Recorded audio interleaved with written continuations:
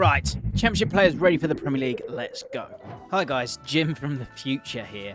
Some of these players that were ready for the Premier League got bought by Premier League teams.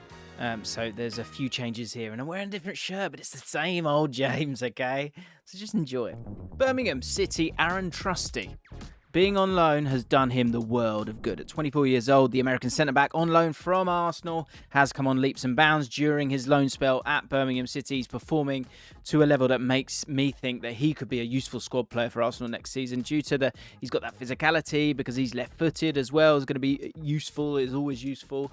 Birmingham have kept 8 clean sheets this season when he's played, and his reading of the game and tough tackling have been a big part of that. He also got man of the match against QPR earlier in the season when I trekked up to watch that game. Well done. Blackburn Rovers Dominic Hyam, maybe not who everyone was expecting here, but whenever I've watched Dom Hyam play this season, I've been really, really impressed. Is that exactly how you say his name, by the way? Let me know, guys, in the comments down below. I've been impressed by quite a few things. Firstly, he's a really competent defender and he has the ability to play in any of the back four positions. Another aspect of his play that I've really been impressed with is that he's averaging 75 touches per 90 in the Championship this season, thus demonstrating that he can play in a side that keeps the ball and is comfortable in possession. So that makes you ready for the Premier League because it is, of course, a step up. And as captain, he's also showing excellent leadership qualities, but they're also... There's got to be a couple of shouts here. Lewis Travis and Ben Brereton Diaz, who could also make the list here. Blackpool, Charlie Patino. Is he a future star for Arsenal? Time will tell, but he'll certainly be a Premier League star at some point.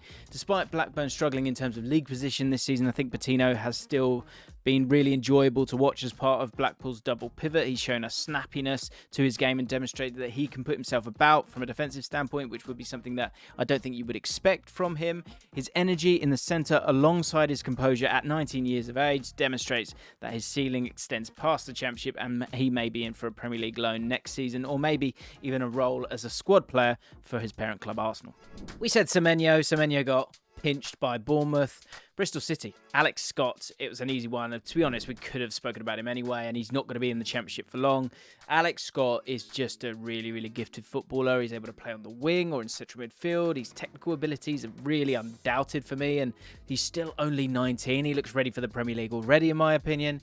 He's super well-rounded with the ability to create chances, but also to sort of chuck some tackles in and mix his game up. He's perfectly suited to playing in the 8 position at a big club. And time will only prove this. Burnley now, Ian Maatsen will be going to the Premier League, be it with Burnley, which you surely would expect at this moment in time. But I think the big thing and the reason why I've picked him and wanted to highlight him is that he is the perfect attacking wing-back. Maatsen impressed last season at Coventry, but this year we've had a real glimpse of how good he is in a side that dominates possession and allows their wing-backs to remain as high as possible. He's a huge part of the tactical setup of Burnley, which has made him sort of thrive, put him in the spotlight as well. Maatsen's stats are ridiculously good this year. 4 goals and 4 assists from left back is really impressive, but he's also created 9 big chances so far, which is amazing. Maatsen is also on loan from Chelsea, which is interesting because he's too good to be on the bench next season and will very likely be a Premier League player, but for someone else probably next year. It'd be interesting to see if Burnley can keep a hold of him because it's a bit like a Conor Gallagher situation where he could go to a Crystal Palace. He could go, I mean, probably not Crystal Palace because of Tyreek Mitchell, but maybe Burnley will get to keep hold of him because of the football that Vincent Kompany plays, actually. Actually, no, he's going to stay. He's going to stay at Burnley next season. Yeah. Coventry City, Gustavo Hamer. He is severely underrated. I think I've actually underrated him myself a lot of the time because the temptation here is to go for Viktor Johansson, but we're not going to do that. It's about time. We let him shine. Gustavo Hamer has been quietly brilliant this season and has demonstrated all the characteristics that you'd want in a central midfielder. 4 goals, 3 assists, 7 big chances created on top of 4 tackles and interceptions per 90. I bloody love it when it's 4 on tackles and interceptions per 90. That shows you're a hell of a player who's getting about the pitch and affecting it. He's also only 25.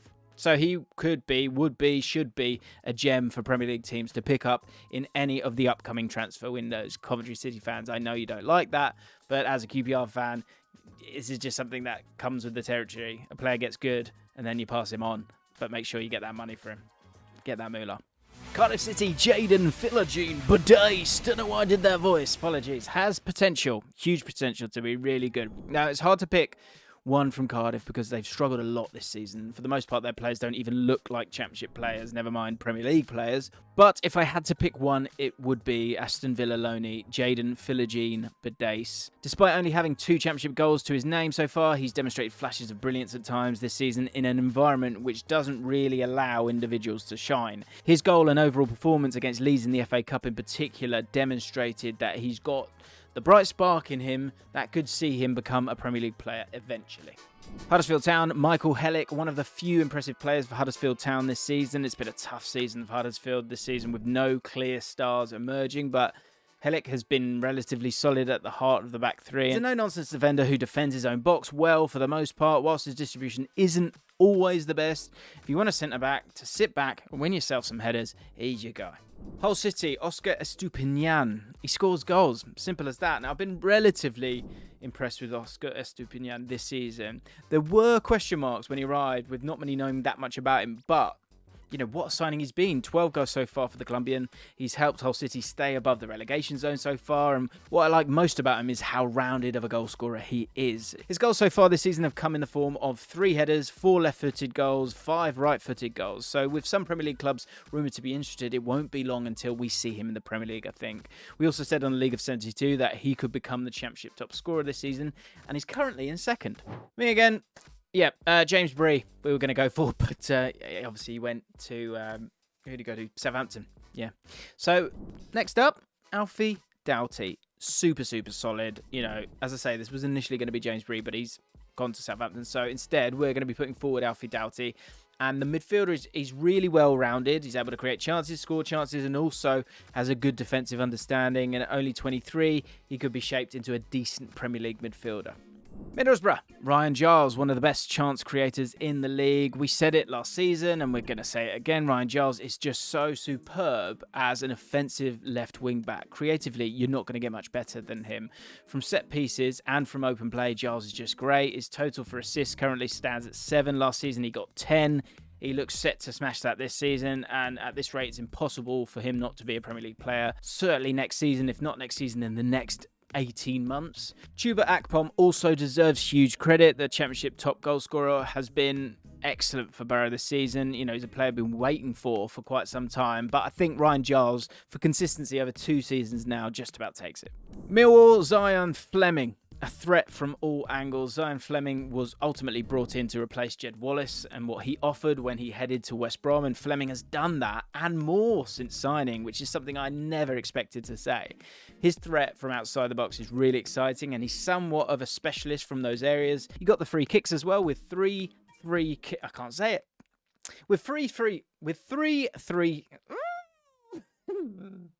When it comes to free kicks, he's scored 3 so far this season, as well as an open goal from outside the box. He's showing how deadly he can be if given the chance, which he has been given. He's also scored 6 goals from inside the box this season and is a natural goal scorer. But he's not limited in this sense. With 5 big chances created, he's showing the qualities which make him an excellent shadow striker. Norwich City, Josh Sargent. Yep, I'm saying it. He deserves a second crack of the whip. Why not? Now, okay. We know last season that he was a bit rubbish. I did say that myself. But this season he looks far more accomplished in front of goal. Maybe he's bedded in a little bit in the club, in the town, in the country, right? And he has found the position that suits him. Playing as an inside forward off the right, he looks good and energetic. He's Norwich's top scorer this season with 10 goals and has only missed 6 big chances this season. I mean, 6 is enough, but still, over the course of the season, it's much better. And I think he could offer a club who are already stable in the Premier League something a little bit different. I think he could do a good job playing as a shadow striker in a team like Brentford because his energy and speed allows him to work the channels, which suits a counter-attacking side. Preston North End, Alvaro Fernandez. He looks extremely talented. Man United loanee Fernandez started the season brilliantly with assists against West Brom and Norwich, but has since lost his place to Robbie Brady. But despite this, I think he's still a Premier League player in the making. In a technical side that dominates the ball, I really believe that Fernandez, he could end up having a season like Ian Maatsen over at Burnley. All he needs is the right move for people to see that quality. Queen's Park Rangers, my team. Ilias Chair. Has to be Ilias Chair this season. He's talented enough to succeed at any level. I have always been slightly concerned about him, and whilst Chair may lack a bit of physicality to his game, it doesn't seem like it's holding him back, in the Championship. I'm intrigued to see if he could make that jump up, and I kind of just want to see it.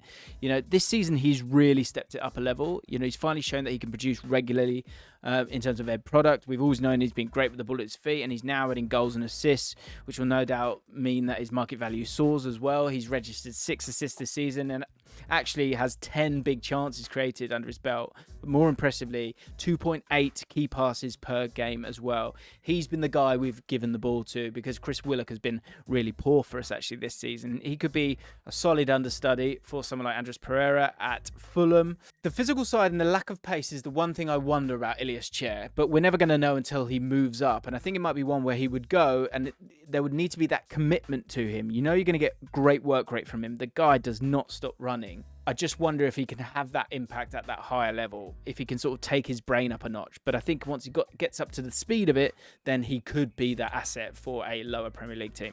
For an incredibly high price, of course. Reading, Tom Holmes. Out of all the Reading players, he has the best chance of getting into the Prem. There's no real standout stars at Reading currently who look like they're going to kind of make that step up to the Premier League anytime soon. But out of all of them, Tom Holmes looks like he may be the most likely to be good enough to make that step up. He's 22 years old. He's an accomplished centre-back at Championship level, and he rarely makes many defensive mistakes at all. He's taken the role of central centre-back in the back three really, really well. He's got a powerful frame and good physicality. He looks very mature when he plays, and that's something that's going to earn him that move, be it sooner or later. Rotherham, me again, Barlassa. He left, didn't he? I'm sure Rotherham fans are gutted because he was your best player. So in terms of Premier League players that are ready, struggling a little bit, but Viktor Johansson is a brilliant goalkeeper. Johansson has won Rotherham points single-handedly this season with some of the performances that he's been putting in between the sticks. He's averaging 4.1 saves per game with a brilliant 74% success rate when it comes to saves. And with him only being 24, I wouldn't be surprised if a Premier League club took a little punt on him.